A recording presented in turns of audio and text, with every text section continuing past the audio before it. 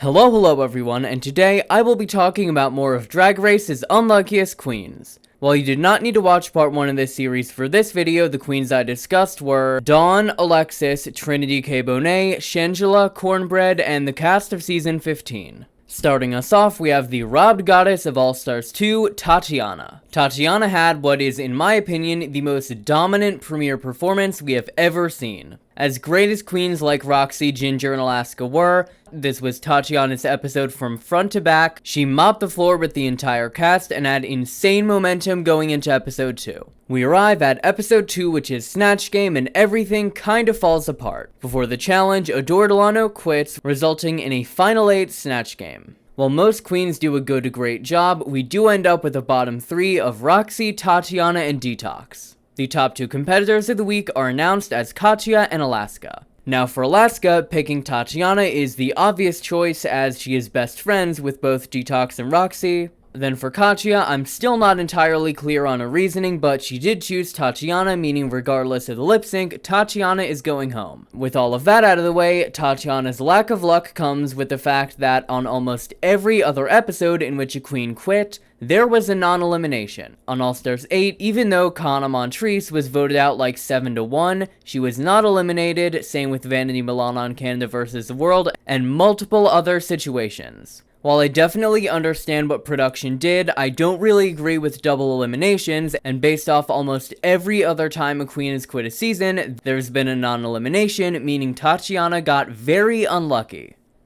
That or production just didn't really care for anyone but Alaska Talks. What makes this situation even more unfortunate is that if Tatiana had stayed, she had a very clear path to the end. I've talked about this before a lot, so I'm not going to go into too much detail, but her part in the Rusical, Joan of Arc, was almost guaranteed to be in the top. She's a great lip syncer, especially compared to this cast, and was all around solid in challenges. I strongly believe that if production had not changed the rules to screw her over, Tatiana had a very solid path to the end. Next up from All Stars 8 is Jessica Wilde. If I'm being entirely honest, a lot of things went wrong on All Stars 8, but pretty much every single thing that could go wrong for Jessica Wilde went wrong. The first instance of this is in Snatch Game. Based off the performances we saw and everything I've heard from the queens outside of this, if Heidi and Closet had not quit the season, Jessica Wilde would have been low with a bottom 2 of Kahana and Heidi. If all of that is to be believed, the only reason Jessica Wilde was in the bottom this week is because Heidi quit before the judging.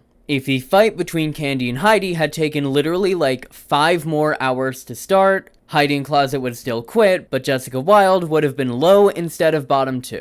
The next instance of Jessica's truly terrible luck is if you're not in the top, you're in the bottom. Based off every challenge performance this season, Jessica Wilde is literally the only queen in the entire cast to suffer in any way because of this twist. All Stars 8 is the only time in All Stars history that they started this twist at the final 4, and as a result of that, the only queen who landed in the bottom because of it is Jessica. While I do agree that she was second in the roast, she should have been high this week, so once again we see a situation where Jessica Wilde is in the bottom for reasons that are kind of ridiculous. Things would go wrong yet again for Jessica when they added a needless Final 3 challenge. I get that they had an episode order to fill, but I feel like there was something they could have done other than this makeover. Candy Muse did a solid job, but apart from that, there was nothing really special about this episode. To make things even worse for Jessica in a Final 3 scenario, the other 2 queens, Candy and Jimbo, were in an incredibly tight alliance, so this episode pretty much existed only to get rid of Jessica.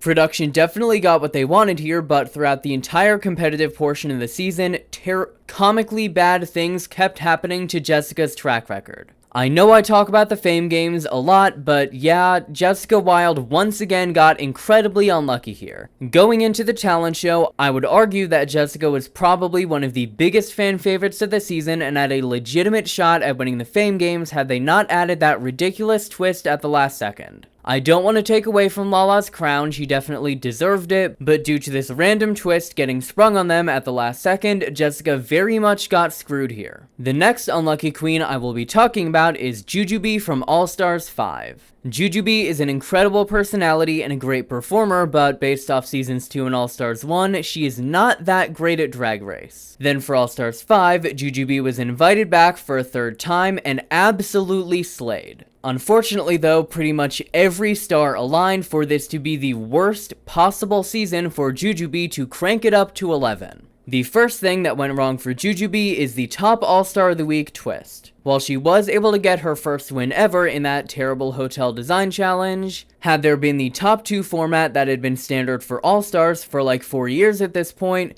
Jujubee would have had at least 2 more wins, probably totaling out around 4. A few days ago I said she was one of the biggest victims of the format, and I think that fact is made even worse by the fact that the one season she is at her absolute peak, she is slaying the runways and the challenges. There are 7 episodes and 1 winner per episode. Adding to Jujubee's terrible luck is the terrible if you're not in the top, you're in the bottom twist. On the one season that Jujubee is finally dominating the competition, if you are not in the top, you are in the bottom. This means that in the final 3 episodes of the season, Jujubee goes from getting 2 wins and a bottom to getting 3 bottoms. This means that in the final 3 episodes of the season, Jujubee goes from having an all-around solid track record to finishing out the season with 3 consecutive bottoms. I do agree with Shea Coulee winning the season, but Jesus Christ, the universe really had it out for Jujubee in this season. Next up, and this is one that I will very much need you to hear me out on, we have Trixie Mattel from All Stars 3. In the final half of All Stars 3, Trixie is really able to shine and stages a massive last-minute comeback. She's able to win the ball in the acting challenge, do well in girl groups, and make it to the end with solid win equity. Then at the final 4, it is announced that the final 2 of the season will be selected by a jury. This would not have been a terrible twist if it had not been sprung on the queens at the last possible second. Even though Trixie is able to make it to the final 2 and win, it doesn't matter how well she did on the season because the jury format robbed Shangela of the top 2. As a result of that, even if Trixie still would have won if the final 2 were Trixie and Shangela, Trixie's win is going to be forever tainted, and I just don't see the fanbase being as mad about Trixie winning if Shangela had made it to the final 2 and still lost. What makes the situation even more unlucky for Trixie is the favoritism of Shangela. Throughout the entire season, Shangela was given seemingly random wins and high placements over more deserving queens like Kennedy in the talent show and then Aja in the Rusical and Snatch game. The result of this is that on paper, Shangela did better on the season than Trixie. All of this means that even though Trixie did an all-around solid job on the season and very much would have won without the jury, and robbed someone who had a better track record than Trixie forever tainted her win. Finishing us off at All Stars 8 is Candy Muse. I know a lot of people don't really care for Candy, but I am begging you, actually hear me out on this. I think it is very fair to say that after season 13, Candy Muse did not have a great reputation. She made for great TV and did have a couple solid challenge performances, but if we're being honest, the main 2 things she was remembered for was the fight with Tamisha after the ball and the Candy wait moment after the Rusical. This resulted in Candy Muse not really being a massive fan favorite, and also gaining a reputation of being heavily favored by production. Then on All Stars 8, for seemingly no reason, production decides that even after the insane amount of hate that Candy got for her favoritism, they should randomly throw her in the top for the ball. On the All Stars 8 ball, Candy Muse was all around fine. I don't feel like a high placement was deserved over someone like Heidi, Kahana, or Alexis. While this episode does improve Candy's track record, it kind of screws her, as it very much increases Candy's reputation of being a massive production favorite who cannot succeed without their interference. There were many challenges on the season where Candy should have been in the top, but this was just not one of them. Another way in which Candy was incredibly unlucky is the Amanda Kimmel effect.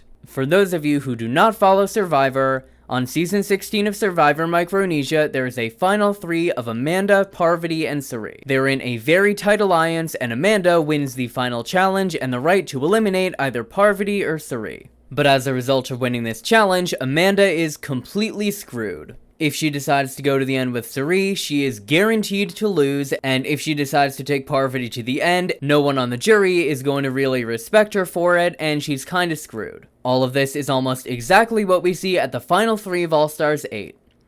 If Candy Muse takes Jimbo to the end, it is almost a guaranteed loss, whereas if she takes Jessica Wilde to the end, the entire fanbase will hate her, and Jessica will probably win because of the fan vote. There is literally nothing that Candy could have done to succeed in this situation, and it really does suck that Candy was not only put in this terrible position, but she also ended up being the person to eliminate, like, the #1 fan favorite of the season.